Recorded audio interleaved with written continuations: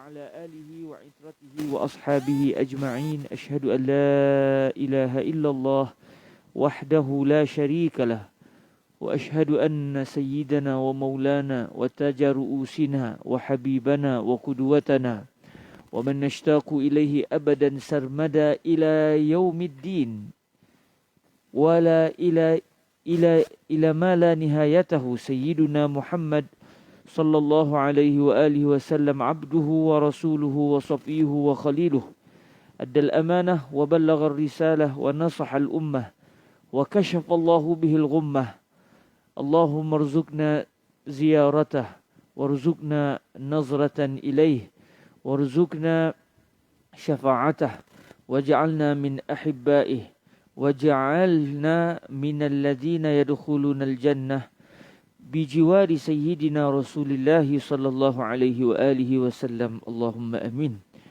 اللهم صل على سيدنا محمد صلاة تنجينا بها من جميع الأهوال والآفات وتقضي لنا بها جميع الحاجات وتطهرنا بها من جميع السيئات وترفعنا بها أعلى الدرجات وتبلغنا بها أقصى الغايات من جميع الخيرات في الحياة وبعد الممات وعلى آله وصحبه وسلم أما بعد. Bersyukur kita kepada Allah Subhanahu wa taala dengan keizinan daripada Allah kita masuk pada hadis yang ke-36 pada hari ini. Kita masuk pada hadis yang ke-30 Kita masuk hadis yang ke-37 ya. Ya, alhamdulillah. Hadis yang ke-37 pada hari ini iaitu menziarahi seseorang kerana Allah Subhanahu wa taala. Kalaulah yang diziarahi itu termasuk ahli keluarga, mai bukan sekadar mendapat pahala ziarah tetapi mendapat pahala silaturrahmi, menghubungkan tali kekeluargaan. Kalau kita menziarahi sahabat, dia tak jadi silaturrahmi. Dia tidaklah dianggap sebagai silaturrahmi, menguatkan tali kekeluargaan sebab bukan keluarga kita. Tetapi tetap diberikan pahala kerana orang itu menziarahi seseorang. Menziarahi seseorang kerana Allah Subhanahu wa taala. Tak kiralah yang diziarahi itu sihat ataupun sakit. Tak kira yang diziarahi itu masih hidup atau sudah meninggal dunia. Maksudnya menziarahi pusara di kuburan juga termasuk menziarahi seseorang kerana Allah Subhanahu wa taala. Sehingga dalam satu hadis qudsi Allah Taala bertanya kepada hamba, ketika aku sakit kenapa kamu tidak datang? Ketika aku sakit kenapa kamu tidak datang menziarahiku? Kata Allah kepada si hamba.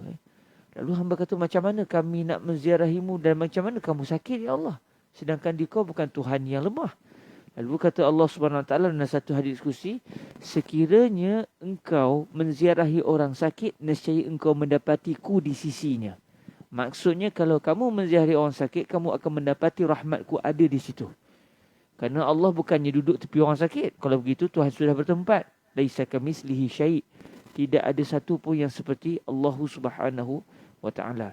Tetapi ayat ini ataupun hadis qudsi ini menunjukkan redha Allah dan rahmat Allah ada pada tindakan menziarahi orang sakit.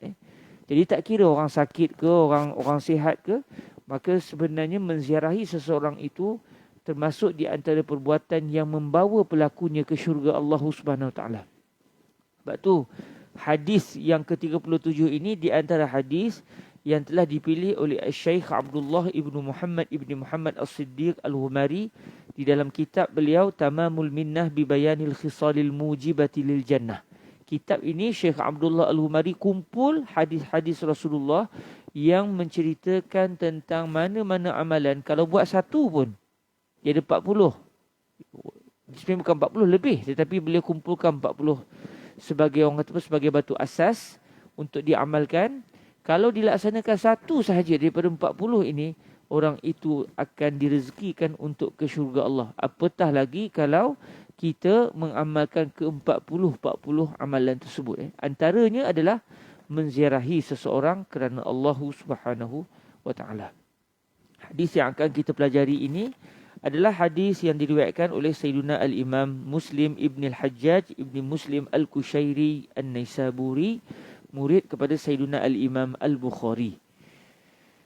بإسنادنا المتصل إلى سيدنا الإمام مسلم بن الحجاج ابن مسلم الكشيري النيسابوري رحمه الله سبحانه وتعالى ونفعنا الله بعلومه وعلوم مشايخه وتلامذته وقراء صحيحه وسائر مصنفاته وشراحها اللهم آمين بسنده عن أبي هريرة رضي الله عنه اللهم اغفر لسيدنا أبي هريرة ولأم سيدنا أبي هريرة رضي الله عنهما عن النبي صلى الله عليه وآله وسلم أن رجلا زار أخا له في قرية أخرى فأرصد الله له على مدرجته ملكا فلما أتى عليه قال أين تريد؟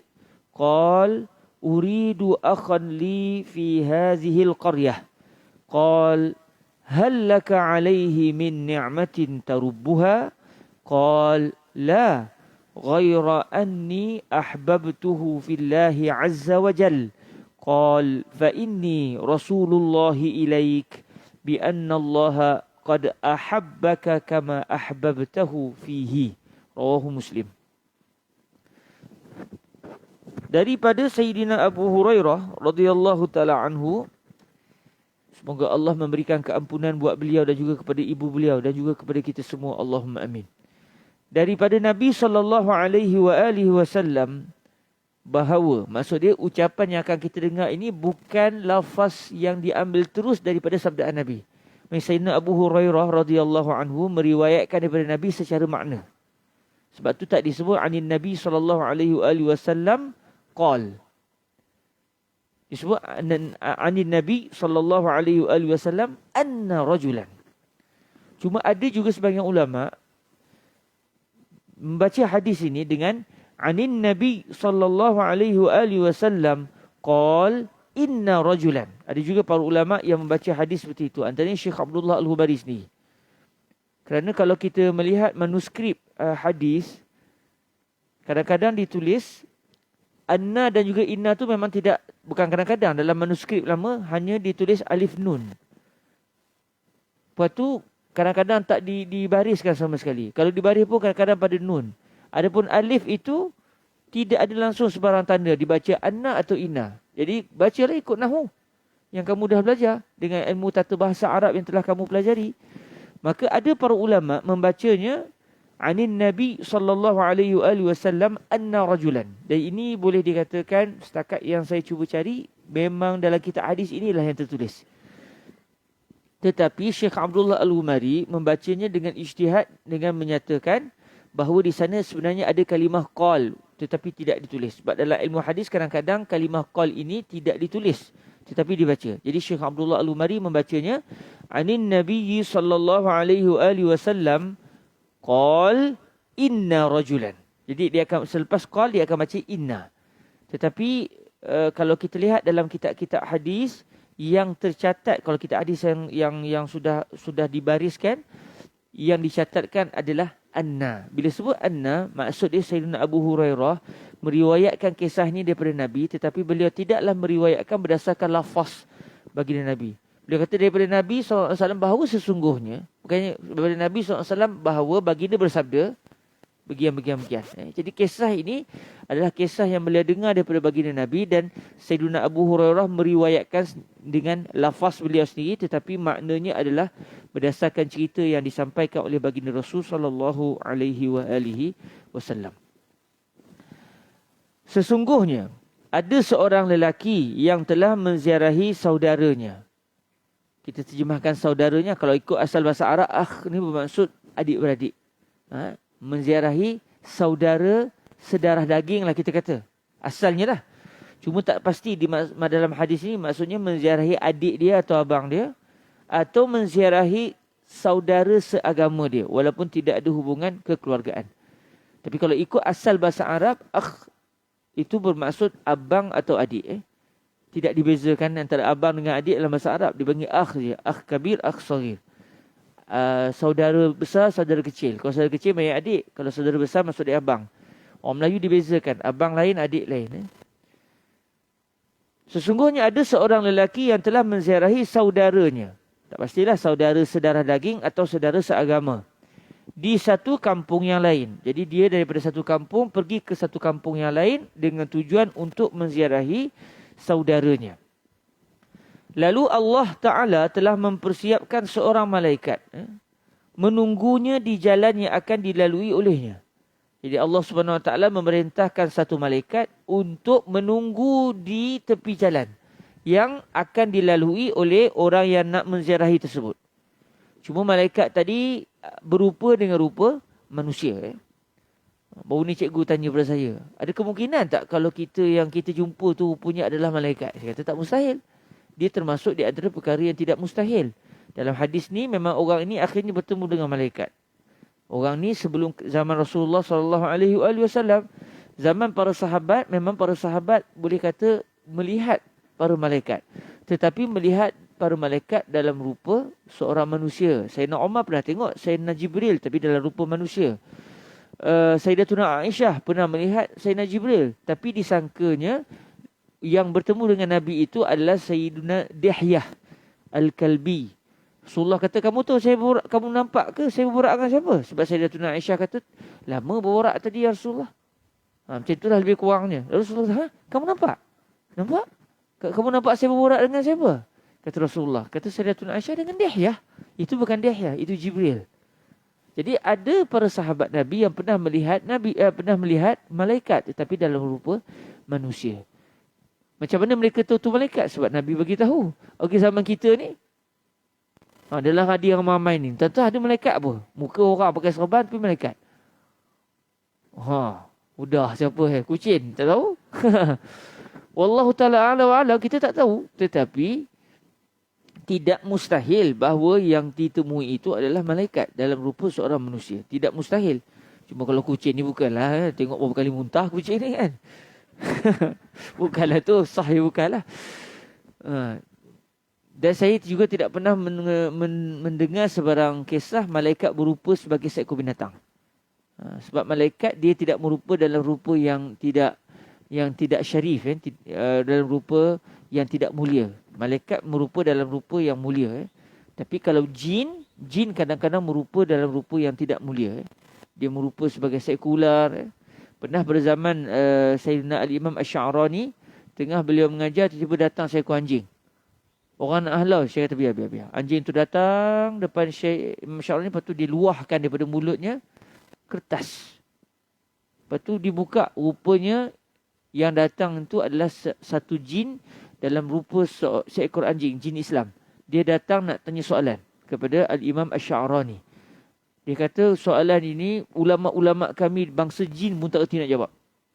Jadi kami rujuk ulama manusia lah. Akhirnya Al-Imam Ash-Sha'rani menjawab soalan itu. Cuma saya terlupa macam mana jawapannya dan macam mana boleh sampai kepada jin Malik semula. Tetapi subhanallah, jawapan Al-Imam Ash-Sha'rani itu dibukukan akhirnya. Sampai ke hari ini boleh dibaca. Jawapan Imam Ash-Sha'rani kepada bangsa jin. Tapi saya tak bolehlah buat buku tu. Kalau tuan-tuan kata, tolong Ustaz, kalau jin pernah tanya soalan, kalau jin tanya soalan, sebelum saya jawab, saya lari dulu. Okey. Jadi, dalam kisah ini, lelaki itu telah ditunggu oleh satu malaikat yang ingin bertanya soalan kepadanya. Dan Allah yang memerintahkan untuk malaikat itu menunggunya. Ini semua untuk menunjukkan betapa besarnya manusia di sisi Allah Subhanahu Wa Taala, sehingga Allah meminta malaikat sendiri untuk menunggu. Semuanya adalah untuk menjelaskan kepada malaikat apa sebenarnya yang mereka pernah tanya Allah Subhanahu Wa Taala satu ketika dahulu. Wa nahnu nusabbihu bihamdika wa nuqaddisu lak. Qal inni a'lamu ma la ta'lamun. Ketika nak diciptakan Nabi Adam, malaikat tanya, kenapa diciptakan Nabi Adam? Malaikat tidak tahu tujuan diciptakan Nabi Adam AS dan juga zuriatnya. Sebab kalau tujuannya untuk ibadah, kami pun dah ibadah dah. Akhirnya Allah Ta'ala menyatakan, kamu tidak tahu apa yang aku tahu. Aku tahu apa yang kamu tidak tahu. Jadi semuanya adalah untuk menunjukkan bahawa bukan semua manusia ni melakukan kerosakan. Tetapi ada manusia yang terpilih, yang soleh, yang taat kepada Allah Subhanahu Wa Taala. Cuma boleh sebut kisah macam ni, jangan tuan-tuan kata, hai, ni tentang jin apa yang kita jumpa ni. Tak tentu juga sebab kita tak tahu ilmu ghaib. Kita tak tahu perkabaran ghaib. Para sahabat tak apalah Nabi bagi tahu yang ni adalah jin. Tapi kita sendiri kita tak tahu. Adakah yang di depan kita tu jin ataupun tidak. Jangan pula tuan-tuan, tuan-tuan jin. Kita jangan hidup dalam al-khuza'balat. Jangan hidup dalam keadaan pelik-pelik begitu. Kita hidup dalam keadaan normal. Jangan pandang orang sikit, semacam ini jin ke. Marah pula kawan tu. Elok-elok aku orang, panggil aku jin. Baik. Maka apabila dia telah melalui malaikat tersebut yang merupa dengan rupa seorang manusia, malaikat telah berkata, ke mana kamu ingin pergi? Lelaki itu telah berkata, saya mahu menemui seorang saudara saya yang tinggal di kampung ini. Jadi saya datang jauh-jauh ni nak ziarah kawan saya, nak ziarah saudara saya. Malaikat telah berkata, adakah kamu menziarahinya disebabkan kamu memiliki satu nikmat yang dia mesti memberikannya kepadamu, yang kamu akan menjaga nikmat tersebut? Kamu nak ziarah ni sebab memang ada benda ke? Sebab dia tu menyimpan nikmat kamu, harta kamu, yang kamu nak ambil balik harta tu, itu ketujuan kamu menziarahinya. Lalu lelaki tersebut telah berkata, saya tidak menziarahinya kerana itu, melainkan hanya kerana sesungguhnya saya telah menyayanginya kerana Allah Azza wa Jal. Saya ziarah betul-betul kerana Allah untuk mengukuhkan lagi tali kasih sayang antara saya dengan dia. Saya ziarah dia kerana saya sayang dia. Itu saja. Bukan sebab mengharapkan sebarang nikmat. Bukan kerana saya nak benda daripada dia. Bukan kerana ada barang dia pegang, saya datang nak ambil semula. Bukan itu. Saya datang hanya semata-mata ingin menziarahinya atas dasar kasih sayang kerana Allah Subhanahu Wa Taala. Malaikat telah berkata, maka ketahuilah bahawa sesungguhnya saya sebenarnya adalah utusan Allah. Maksud dia, saya ini diutus oleh Allah, iaitu saya satu malaikat yang Allah memerintahkan saya untuk menyampaikan kepadamu. Saya adalah utusan Allah kepadamu untuk menyampaikan kepadamu bahawa sesungguhnya Allah benar-benar telah menyayangimu sebagaimana kamu menyayangi saudaramu kerananya. Sebagaimana kamu sayang saudaramu kerana Allah, Allah juga sayang kamu. Itu balasannya. Hadis ini telah diriwayatkan oleh Al-Imam Muslim. Jadi dari kisah ini, walaupun tidak berlaku pada zaman Nabi, tetapi kisah yang dinyatakan oleh Nabi kepada kita ini menunjukkan bahawa menziarahi seseorang kerana Allah itu membawa kepada kasih sayang Allah Subhanahu Wa Taala. Kasih sayang Allah artinya apa?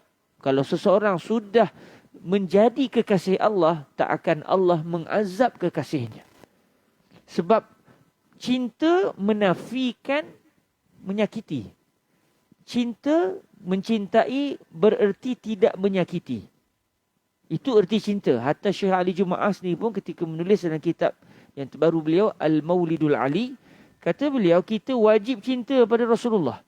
Cinta pada Nabi ini adalah merupakan asas kepada salah satu asas daripada asas-asas agama Islam. Mencintai bererti tidak menyakiti. Bermaksud kalau kita cinta pada Nabi, jangan ucap ucapan yang menyebabkan Nabi rasa disakiti. Antaranya menyatakan ibu dan ayah Nabi dalam api neraka. Guru saya Fadilatul Syekh Sa'ad bin Sa'ad Jawish Al-Husaini rahimahullahu subhanahu wa ta'ala, pernah orang tanya beliau, saya ada masa tu, Syekh, ayah dengan ibu Nabi ni dalam neraka ke? Dia kata, dah soal dah. Dah. Apa ni? Soalan macam ni. Law ana qultu lak ummuk finnar wa law abuka finnar, anta farhan wala anta za'lan? Kalau saya sebut mak kamu dan ayah kamu lapi neraka, kamu suka? Ke kamu sakit hati? Sakit hati kan? Habis tu kenapa tanya soalan saya? Nabi, ayah Nabi dalam neraka ke dalam syurga? Kamu nak buat Nabi sakit hati dengan kamu? Maknanya sebab apa? Menyayangi bererti tidak menyakiti. Apabila seseorang itu sudah disayangi oleh Allah, artinya dia tidak akan disakiti oleh Allah dengan kemurkaan dan juga dengan azab api neraka. Sebab tu hadis ini bererti menziarahi seseorang kerana Allah, balasannya adalah syurga. Sebab dia sudah mengecap kecintaan Allah, mencintai bererti tidak menyakiti. Dalam hadis ni banyak. Kalau Fadilatul Syekh Husri ketika dia menguraikan hadis ni, Syekh akan sebut. Ini di antara hadis, contohnya, yang menunjukkan bahawa Nabi mengetahui perkara yang telah lepas atas dasar kerana roh Nabi lebih awal daripada jasad Nabi.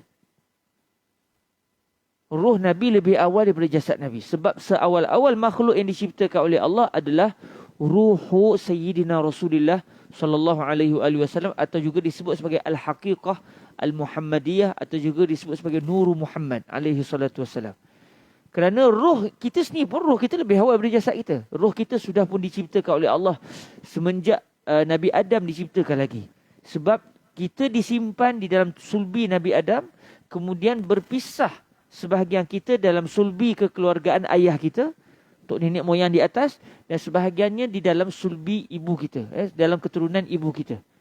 Akhirnya bercantum kita dan ibu, sebahagian kita yang ada pada keluarga ayah dan sebahagian kita dalam keluarga ibu ketika kita berada dalam rahim ibu kita. Jadi roh kita lebih awal. Begitu juga baginda Nabi SAW, roh yang paling awal diciptakan oleh Allah, makhluk yang paling awal yang Allah ciptakan adalah baginda Rasul SAW. Jadi kata Fadilatul Syekh Yusri bin Rushdi, sebab itu kadang-kadang Rasulullah sebut pada satu ketika dahulu, satu zaman dulu, dalam keadaan Nabi tak sebut Allah mewahyukan kepadaku. Tak pula Nabi sebut Allah memberitahu kepada saya bahawa satu zamannya gini. Nabi terus cerita je. Maka secara zahirnya menunjukkan Nabi menyaksikan peristiwa ini. Tetapi menyaksikan dalam keadaan ruh baginda Rasul. Dan kata Fadilatul Syekh Yusri bin Rushdi lagi, antara yang jelas dalam Al-Qurannya, Allah Ta'ala berfirman, Alam tara kaifa fa'ala rabbuka bi ashabil fil? Alam tara, tidakkah kamu wahai Nabi telah melihat bagaimana Allah telah lakukan terhadap tentera bergajah? Alam tara kaifa fa'ala rabbuka bi ashabil fil? Bukankah anda wahai Nabi telah melihat apa yang Allah telah kerjakan kepada orang-orang bergajah itu? Jadi kata Fadilatul Syekh Husri, Allah tak guna pula alam ta'lam ataupun alam tasma', tetapi Allah sebut alam tara. Tidakkah kamu telah melihat? Iaitu sewaktu sebelum kamu diciptakan, sebelum kamu dipadankan rohmu dengan jasadmu, bukankah ketika kamu dalam keadaan roh kamu telah melihat peristiwa bergajah itu dan melihat bagaimana Allah kerjakan tentera-tentera bergajah tersebut. Jadi ini di antara kefahaman sebahagian ulama kita lah yang menyatakan bahawa sesungguhnya peristiwa-peristiwa seperti ini disaksikan oleh baginda Rasul ketika baginda di alam ruh. Cuma kita dalam roh kita tu tak ingat apa yang kita buat. Satu je lah yang kita dapat tahu, iaitu Allah pernah tanya kepada kita, Alastu bi rabbikum. Itu pun kita tak ingat bila. Entah saya masa tu tengah buat apa, duduk sebelah siapa, tak duduk sebelah Ustaz Fahmi apa. Kan? Tengok kapal je dengan Ustaz Fahmi kan. Sebab Ustaz Fahmi pun saya dah dapat, tapi kena pulang semula. Kan? Hanya pakai kopiah, alhamdulillah Ustaz. Jadi kita tak ingat, tapi Allah bagi tahu. Ruh kita dulu pernah berbicara dengan Allah Subhanahu Wa Taala, tapi kita pun dah tak ingat. Okey, itu adalah beberapa pengajaran asas lah. Kita lihat kepada pengajaran di dalam hadis ini. Saya jam tu ikut jam tawaf tu saya tak nak baca. Sekarang pukul apa? 6? Belum pukul 7 lagi. Okey. Baik. Pengajaran hadis. Amalan menziarahi sesama manusia adalah merupakan ibadah yang telah disyariatkan semenjak sebelum kedatangan Rasulullah sallallahu alaihi wasallam lagi. Menziarahi ini kalau kita tengok dalam hadis ni berlaku pada umat satu ketika dahulu.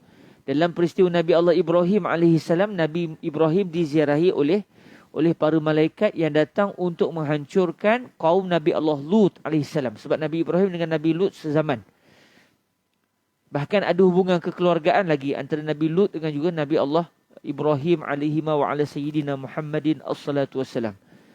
Cuma yang datang itu malaikat dalam rupa seorang manusia dan Nabi Ibrahim tak tahu itu adalah malaikat. Dan zaman satu ketika dahulu bila seorang itu berkelana musafir, tapi hari ini senang. Datang rumah kita bila nak balik. Saya tetamu. Tapi memang ada hotel kat Kuala Kangsar tu. Hotel murah ada, hotel ni. Boleh pergi sana. Makan boleh pergi kedai. Kan? Pergi klasik ke kan? Pergi sana, pergi sini, macam-macam ada. Rambai pun ada. Malam-malam pun ada kan? Jadi tak ada masalah. Jadi kalau orang datang rumah kita, kita boleh buat begitu. Tapi itulah kali pertama dia datang dan terakhir datang. Tuan rumah kurang asam. Kita datang ziarah. Lepas tu tanya nak makan apa? Saya nak order ni. Tapi bayar.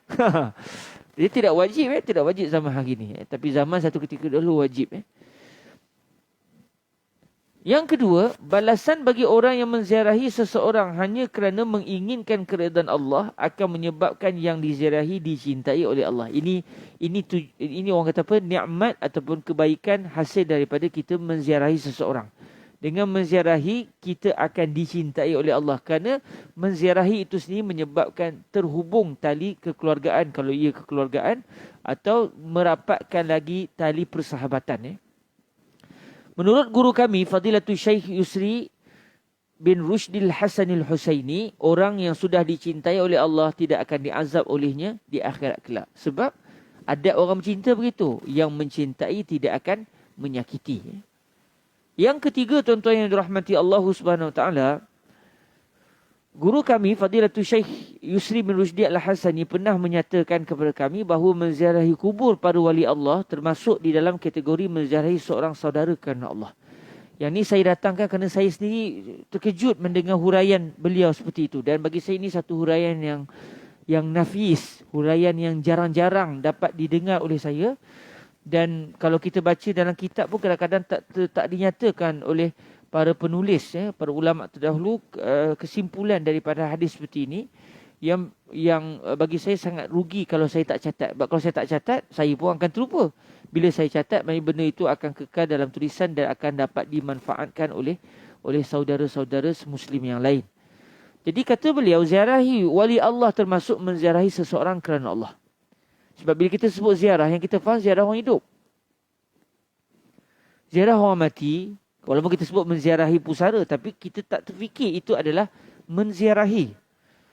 Menziarahi. Dan sebenarnya ziarah orang yang telah meninggal dunia ni tak disyaratkan kita kena duduk. Duduk tepi kubur tu mengambil masa, tak ada masalah. Dan tidak disyaratkan mesti waktu pagi, waktu malam pun boleh. Tapi kalau malam-malam kita pula seram. Tetapi Rasulullah SAW boleh dikatakan tiap-tiap malam juga Rasulullah akan pergi ke Baqi' pada tengah malam. Di waktu malam yang tengah pekat tu, pernah Sayyidatuna Aisyah, masa tu giliran Nabi tidur di rumah Sayyidatuna Aisyah. Malam gelap tuan-tuan, bukan ada lampu. Sebab tu kata Fadilatul Syekh Yusri, tidur yang berkualiti tu dari sudut kesihatan adalah kita tidur macam zaman Nabi. Tutup semua lampu. Sebab zaman Nabi perintahkan semua lampu-lampu ditutup. Dan di jalan memang tak ada lampu lah. Jadi semua lampu-lampu dalam rumah ditutup sebab boleh menyebabkan kebakaran. Dulu pakai pelita. Nanti kau mari tikui. Terlanggar boleh terbakar rumah. Jadi Nabi SAW meminta para sahabat tu padamkan semua lampu. Bila padam semua lampu, kita boleh bayang. Dalam keadaan tak ada lampu di luar, rumah pun memang padam semua. Aku memang gelap sungguh-sungguh, tak nampak apa. Jadi bila kita tidur, dari sudut kesihatan, kata Fadilatul Syekh Husri, itu adalah tidur yang berkualiti. Jadi kita akan tidur dan puas, walaupun sekejap. Sebab tu kalau kita tengok, Nabi tengah malam bangun balik. Tapi Nabi sihat. Sebab apa? Tidur Nabi berkualiti. Kita tidur dalam keadaan ada lampu, ada cahaya sikit-sikit lah. Kita biasa dengar cerita hantu. Jadi kita takut. Anak saya sampai sekarang. Ya Allah, saya pun tak tahu sebab apa. Silap kami ke cerita hantu masa dia kecil-kecil dulu. Atau suka tengok cerita hantu di rumah di Mesir dulu ke. Udahnya dia takut. Tutup je lampu, marah dia. Dia kata, jangan, kata gelap sangat. Padahal tidur yang berkualiti tu ditutup semua sekali. Jadi, bila Sayyidatuna Aisyah satu malam tu, Nabi tidur sebelah beliau. Tiba-tiba Sayyidatuna Aisyah terjaga tengah malam. Jadi, tangan Sayyidatuna Aisyah nak memegang jasad Nabi. Tak ada. Mana ni? Tak ada. Sayyidatuna Aisyah kata, sudah pergi mana pula Rasulullah ni. Jadi Sayyidatuna Aisyah ingat, ni mesti pergi rumah orang lain ni. Rumah madu lain ni. Udah cemburu Sayyidatuna Aisyah. Cari tuan-tuan. Nak kata sayangnya isteri-isteri Nabi kepada baginda Nabi. Gamaknya kalau isteri kita, hilang pula orang tua ni. Lantaklah kan. Tak dicarinya. Sayyidatuna Aisyah cari. Cari sebab rasa cemburu kalau Nabi pergi ke rumah isteri Nabi yang lain. Cari, rupanya Sayyidatuna Aisyah dapat melihat. Bayangkan, Sayyidatuna Aisyah keluar daripada rumah, jalan tu tengah malam tu cari Rasulullah SAW. Tiba-tiba beliau mendapati kelibat orang di Baqi'. Lepas tu Rasulullah perasan ada orang macam pandang beliau. Rasulullah pun pergi menuju kepada orang tu. Orang tu pun terus lari dan hilang dalam kegelapan. Orang tu Sayyidatuna Aisyah lari masuk rumah. Lepas tu buat tidur. Buat tidur. Rasulullah sampai, Rasulullah tak cakap banyak. Rasulullah letak tangan Nabi di dada Sayyidatuna Aisyah. Budak geduk, gede geduk. Kamu lah ni baru lepas berlari. Tahulah Rasulullah itu adalah Sayyidatuna Aisyah. Jadi Rasulullah kata, kenapa kamu cari saya? Saya sebut gitulah, saya takut kamu ke rumah isteri yang lain. Jadi Rasulullah juga termasuk di kalangan orang yang kerap menziarahi kubur orang mukmin. Bukan sekadar seminggu sekali, tetapi boleh katanya sehari 2 kali. Tengah malam dan juga pada waktu siang. Jadi menziarahi kubur orang yang meninggal dunia yang telah kembali ke alam baqa ini termasuk di antara menziarahi seseorang kerana Allah Subhanahu wa taala. Bahkan kata Fadilatul Syekh Yusri bin Rushdi, menziarahi ni tak disyaratkan kita kena berhenti macam saya sebut tadi. Kalau kita lalu di kubur dan kita menyampaikan salam kepada ahli kubur, itu termasuk telah menziarahi. Jadi kata Fadilatul Syekh Yusri, saya tiap-tiap hari ziarah kubur. Kita dengar, tiap-tiap hari. Saya kata, ya, sebab daripada Muqattam saya nak pergi ke hospital saya akan lalu ke kubur. Kubur Muqattam itu saya akan lalu saya akan menyampaikan salam kepada ahli kubur. Itulah maksud menziarahi orang yang telah meninggal dunia. Maknanya kalau kita kebetulan tempat kerja kita lalu kubur, tiap-tiap hari kita mengucapkan salam kepada mereka, bererti tiap-tiap hari kita telah menziarahi orang yang telah meninggal dunia, bererti tiap-tiap hari kita dalam kasih Allah Subhanahu wa taala. Sebab kita ziarah, kita lalu tu walaupun tujuannya pergi kerja, tapi bila kita bagi salam kepada mereka, maksudnya kita ziarah mereka secara lafaznya, secara lisannya, dan itu menunjukkan kita mengharapkan hanya kerana keridhaan Allah, dan Allah akan memberikan kasih sayang kepada orang yang menziarahi seseorang kerana Allah Subhanahu wa taala. Kata Fadilatul Syekh Yusri, kenapa ziarah kubur para wali? Contohlah kalau kita ziarah kubur wali-wali Allah, atau kita ziarah kubur mana-mana orang Islam sekalipun, itu dianggap menziarahi seseorang kerana Allah. Ini kerana orang yang menziarahi kubur tidak akan mempunyai sebarang niat yang lain, melainkan hanya kerana ingin mencari keredaan Allah Ta'ala semata-mata.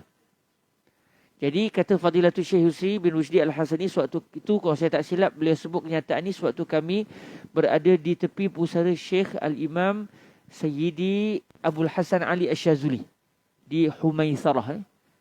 Di Humaisarah tu dia ada satu ucapan yang masyhur, fi Humaisarah saufa tara. Di Humaisarah kamu akan melihat. Ini asalnya ucapan Sidi Abdul Hasan Ali Asy-Syazuli. Apabila beliau bertolak daripada kampung halaman beliau bersama dengan anak-anak murid nak pergi menuju ke Al-Madinah dengan tujuan untuk melakukan haji atau umrah, saya terlupa. Rasanya haji. Cuma kali itu perjalanannya agak pelik sebab Syekh minta suruh bawa cangkul, bawa kakak-kakak nak menggali. Lalu anak murid tanya, ni kenapa Syekh? Kita bukan nak pergi bertani, nak menggali-gali dengan bawa cangkul. Bayang kalau tuan-tuan kita pergi ziarah bawa cangkul, terkejut orang ni bagaimana ni? Nak pergi kebun, dah nak pergi ke Langkawi. Ni ingat cukup cangkul dia pakai kan? Orang pun terkejut. Lalu nak murid tanya kepada Sayyidina Abdul Hasan Ali Asy-Syazuli, kenapa yang pergi bawa cangkul bawa ni? Kata beliau, fi Humaisarah saufa tara. Di Humaisarah kamu akan tahu. Bila sampai ke Humaisarah, beliau berehat sebab anak-anak murid pun inilah perjalanan yang meletihkan. Beliau berehat di situ sebab Humaisarah ni merupakan tempat berhenti orang musafir kalau daripada Mesir nak pergi ke Makkah. Sebab mereka daripada Humaisarah mereka akan lalu laut terus sampai ke Al-Madinah, mereka pergi jumpa Nabi dulu. Sampai di Madinah, mereka dah bersama dengan Nabi, mereka akan pergi pula ke Makkah. Habis menaikkan haji, mereka akan pulang ke Madinah semula. Daripada Madinah baru mereka pulang ke Mesir. Itu cara orang Mesir. Kebetulannya segi geografinya mereka akan ziarah Nabi dulu sebelum pergi menunaikan haji. Sampai di Humaisarah, di saat itulah rupanya Sidi Abdul Hasan Ali Asy-Syazuli meninggal dunia. Pada malam itu beliau meninggal dunia. Esok pagi anak murid pun menggali kubur dengan menggunakan cangkul yang telah dibawa. Jadi para awliya ni kadang-kadang Allah SWT memberikan firasat kepada mereka sehingga mereka dapat merasakan kematian mereka. Kadang-kadang mungkin mereka bermimpi, mungkin dinyatakan kepada mereka kamu akan meninggal pada waktu sekian-sekian. Itu semua adalah perkara yang bercanggah dengan adat tetapi pernah berlaku kepada para awliya. Jadi akhirnya Humaisarah yang asalnya kawasan yang orang sekadar singgah untuk perjalanan semata-mata, akhirnya menjadi satu bandar yang masyhur, dan sampai ke hari ini orang pergi ziarah sebab kerana di sana ada makamnya Sidi Abdul Hasan Ali Asy-Syazuli. Samalah dengan satu tempat di Mesir namanya Tonta. Asalnya memang kawasan yang tidaklah, orang kata bukanlah bandar besar, tapi disebabkan di situ hidupnya Sidi Ahmad Al-Badawi. Sidi Ahmad Al-Badawi ni seorang wali Allah yang terkenal, dan akhirnya meninggal dunia di situ. Orang pun akhirnya datang menziarahi pusara beliau, akhirnya jadi bandar besar. Orang buat aktiviti perniagaan sebab orang ramai orang datang. Jadi macam-macam. Jadi bandar tu menjadi hidup disebabkan adanya kekasih Allah yang dikebumikan di situ. Jadi sewaktu kami menziarahi Sidi Abdul Hasan Ali Asy-Syazuli, itulah kalau saya tak silapnya Syekh Yusri menyatakan menziarahi wali Allah itu benar-benar ziarah kerana Allah. Sebab kita kalau ziarah bukan kerana Allah kita dapat kurniaan hadis ke-37 ini. Kita hanya akan dapat kecintaan Allah apabila menziarahi kerana Allah. Bila menziarahi kerana Allah, di manakah ziarah yang betul-betul kerana Allah? Ziarah orang hidup kadang-kadang bukan juga kerana Allah, ataupun mungkin kerana Allah tapi selain daripada kerana Allah ada sebab-sebab lain. Nakkan projek dapat lah, nakkan supaya nak minta tolong lah, duit tak pun nak cukup, contoh PKP ni kan. Tengok orang kerambai banyak hari dia tak singgah-singgah kerambai lagi belum rambai lagi duitnya kan. Jadi dia nak tunggu, dia nak pergi ziarah, ajak kawan tu, lama kita tak pergi rambai, jom. Contoh. Ada je macam-macam ya. Jadi dia ziarah tu kadang-kadang bukan juga kerana Allah, walaupun terselit juga dalam hatinya kerana Allah, tapi ada juga sebab-sebab keduniaan. Cuma kalau ziarah seorang yang telah meninggal dunia, pergi ke pusaranya, itu memang ziarah kerana Allah, kata Fadilatul Syekh Yusri. Sebab kita tak mengharapkan dia jamu kita. Kita pergi pun dengan kos kita. Pergi ke dia pun tak ada sebarang. Nak tidur kita kena cari, nak makan kita kena cari. Kita pergi ziarah dia sebab apa? Sebab kerana semata-mata kerana Allah saja. Tak ada langsung habuan keduniaan yang kita nak dapat daripada si mati. Dia pun dah meninggal dunia. Kalau dia keluar daripada kubur dia jamu kita, susah hati kita kan. Maknanya menziarahi seseorang kerana Allah, kata Fadilatul Syekh Yusri, apabila dia telah meninggal dunia, itu benar-benar menziarahi kerana Allah. Ini berbeza dengan menziarahi orang yang masih hidup, yang kadang-kadang akan terselit di hati orang yang menziarahi keinginan untuk mendapatkan manfaat yang bersifat duniawi daripada orang yang diziarahi. Sebab tu kita, alhamdulillah, orang Melayu kita pun antara yang kita akan lakukan khususnya pada hari raya lah, kita menziarahi pusara. Cuma tak semestinya ziarah pada hari raya saja. Ziarahlah pada mana-mana hari sekalipun. Kita ziarah orang yang telah meninggal dunia ni pada mana-mana hari sekalipun dituntut, tak ada masalah. Apabila menziarahi pada mana-mana hari pun tidak menjadi masalah. Orang kita sebab kadang-kadang nak balik ke kampung bukan selalu. Jadi balik hari raya, dah lalang hari raya balik, ziarahlah keluarga yang telah meninggal dunia. Cuma ada juga orang kata kalau ziarah hari raya ni hari kegembiraan, pergi ziarah dah jadi sedih pula. Jadi ikutlah masing-masing. Nak ziarah hari apa pun tak ada masalah. Cuma bila menziarahi seseorang kerana Allah ni, adab-adabnya kena jaga. Jangan kita menziarahi sampai orang yang diziarahi rasa tertekan, tak reti balik. Saya masa di Mesir dulu kebetulan pernah jadi macam ketua pelajar lah masa di Mesir dulu. Dia panggil presiden, nak sebut presiden pun takut pula, macam nak jadi presiden Indonesia pula kan. Dia panggil Presiden Persekutuan Melayu Republik Arab Mesir. Dululah pemeram. Saya pernah jadi presiden satu ketika dahulu tahun 2006 dengan 2007, 2 tahun. Bila di pejabat tu ramailah orang datang, kok ada urusan lah, nak minta tolong lah apa semua. Ada satu orang hamba Allah ni saya ingat tapi tak kena sebut nama lah. Kalau saya sebut mungkin ada yang kenal. Datang, tak apalah, datang malam dah. Dalam pukul 11 begitu dia datang, ada hair lah. Tak apalah, kita pun memang buka aja. Dia datang rupanya menyembang je. Memang ziarah kerana Allah lah. Tapi dah lewat malam. Dia menyembang, saya ingat sekejap je. Udahnya dia tak berhenti-berhenti. Yang awak ni pada pagi dengan balik kelas dengan letih apa semua. Tak layan je lah. Kalau kita kata, baliklah. Kalau saya sebut begitu kan, tercalai pula kredibiliti seorang presiden kan. Saya pun layan. Tak lahat ni. Akhirnya saya buat tidur. Itu taktik lah. Buat pejam mata lah tuan. Dia tengah menyembang saya tu. Saya buat pejam mata. Bila dia tengok saya pejam mata, dia cuit saya. Saya bangun. Layan dia berborak. Allah, attention betul.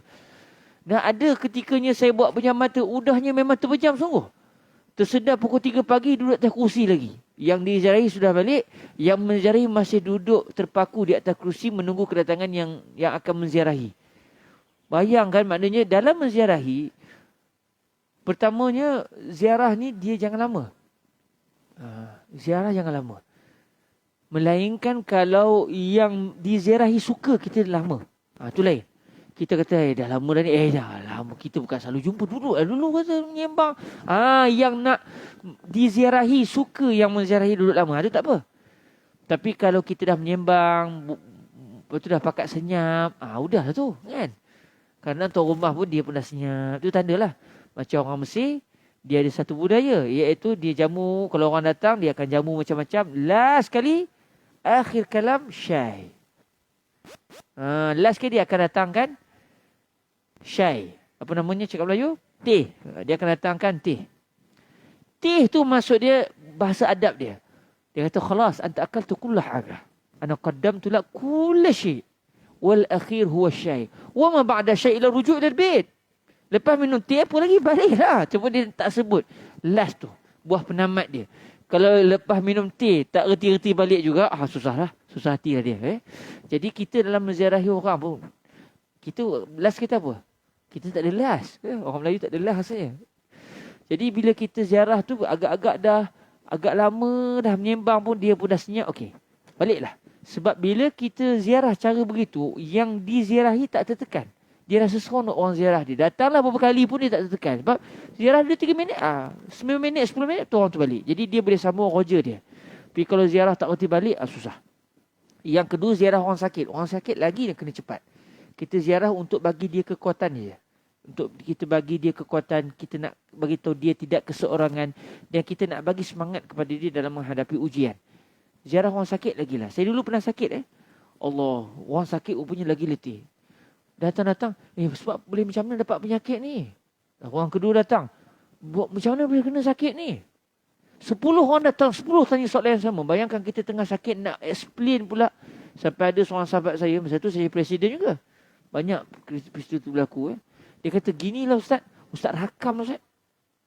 Dia orang datangnya, sila dengar. Sila dengar.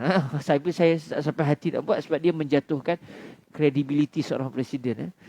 Jadi maknanya orang sakit lagi kita kena ziarah dia dengan jangan tak payah tanyalah dia sakit apa, macam mana dapat tanya dengan keluarga dia lah.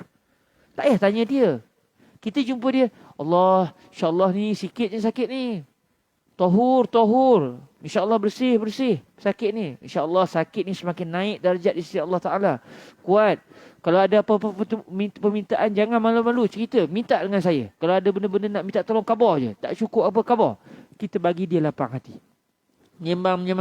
Saya nak kena balik ni. Ada hair lain. InsyaAllah ada rezeki saya datang lagi. Dia pun rasa seronok. Dia dah kuat, semangat. Dalam masa yang sama, dia tidak diganggu. Sebab orang sakit ni dia nak tidur. Dia nak rehat. Dulu saya sakit, kononnya lah bawa lah buku macam-macam. Boring-boring nak baca buku. Tak ada je tuan-tuan. Baca sikit, tidur. Baca sikit, tidur. Orang ziarah saya kata, Ustaz ni sakit-sakit pun bawa buku. Seminggu di hospital tuan-tuan. Seminggu di hospital. Dan penyakit saya tu macam teruk jugalah. Sampai satu hospital bila tengok saya boleh berjalan. Semua kata, berapa alik. Semua rasa tahniah sebab cepat sihat. Saya pun tak tahu sebab apa. Rupanya penyakit tu agak bahaya juga. 50-50 juga rupanya. Tapi tak tahu. Dalam masa yang sama, selain daripada itu, yang diziarahi jangan tertekan kalau orang datang.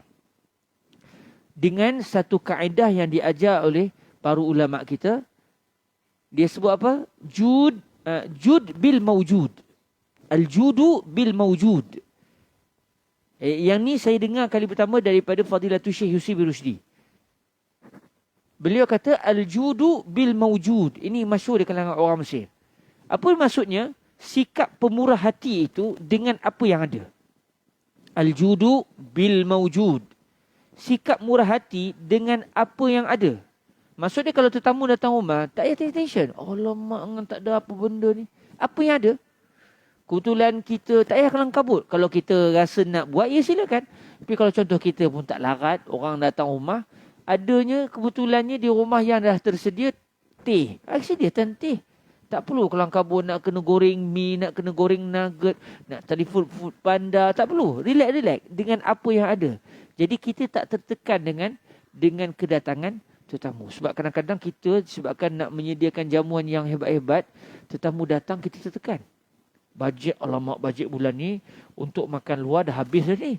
Kita ada bajet untuk barang ni untuk bayar insurans, untuk bayar takabur, kes-kes sudah ada dah. Untuk tetamu berapa yang diperuntukkan, alamak dah habis dah ni. Takkan dia datang, saya minta maaf tak ada jamu sebab ikut saya punya belanjawan dah tak ada dah untuk tetamu ni. Tak adalah kita khabar begitu. Jadi apa yang ada? Ada yang kosong lah. Ada apa yang mudah je. Sebab bila ada perasaan begitu, kita tak tekan orang datang. Sayyidina Ja'far, saya pernah cerita kan, Sayyidina Ja'far Ibn Abi Talib pernah ajak para sahabat datang ke rumah beliau. Beliau dipanggil sebagai Abul Masakin. Datuk Yusuku Beliau dipanggil sebagai Abul Masakin. Sampai rumah, rupanya tak ada makanan. Ajak orang datang amal ni. Tak ada makanan rupanya dalam rumah. Beliau cari-cari apa nak jamu ni. Sebab al-jud bil mawjud. Akhirnya beliau jumpa satu bekas daripada tanah liat yang dulunya pernah letak madu. Itu je ada. Tapi tuan-tuan madu dah tak ada dah. Beliau pun ambil macam tukuk tu, pecah kan. Jom sila. Fadal. Pakat seorang celet. Celet seorang sikit untuk isap madu yang masih ada di tu. Tu kalau berlaku depan kita tu, orang hajar tu rumah datang ajak. Orang ingat nak makan sedap-sedap. Rupanya disuruh celet je. Tapi itulah konsepnya. Al-jud bil mawjud. Sekadar tu saja daripada saya. Minta maaf terlebih juga 5 minit tu tak perasan. Atau perasan tapi terlupa. Moga-moga Allah Subhanahu Wa Taala rezekikan kita kebaikan.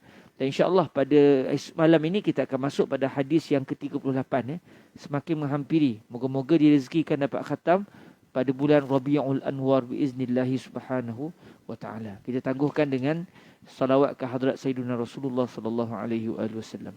Allahumma salli afdala salatin ala as'adi makhluqatika Sayyidina Muhammadin wa ala alihi wa sahbihi wa sallim adada ma'lumatika wa midada kalimatika kullama zakaraka zakiruna wa ghafala an zikrihil ghafilun. اللهم صل أفضل صلاة على أسعد مخلوقاتك سيدنا محمد وعلى آله وصحبه وسلم عدد معلوماتك ومداد كلماتك كلما ذكرك الذاكرون وغفل عن ذكره الغافلون. اللهم صل أفضل صلاة على أسعد مخلوقاتك سيدنا محمد وعلى آله وصحبه وسلم عدد معلوماتك ومداد كلماتك كلما ذكرك الذاكرون وغفل عن ذكره الغافلون. وسلم ورضي الله تبارك وتعالى عن ساداتنا أصحاب رسول الله أجمعين. وحسبنا الله ونعم الوكيل ولا حول ولا قوة إلا بالله العلي العظيم.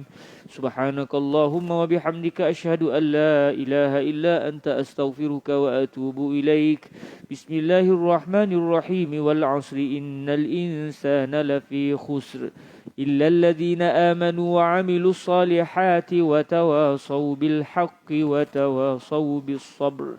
جزاكم الله خيرا. أقول قولي هذا وأستغفر الله لي ولكم. السلام عليكم ورحمة الله وبركاته.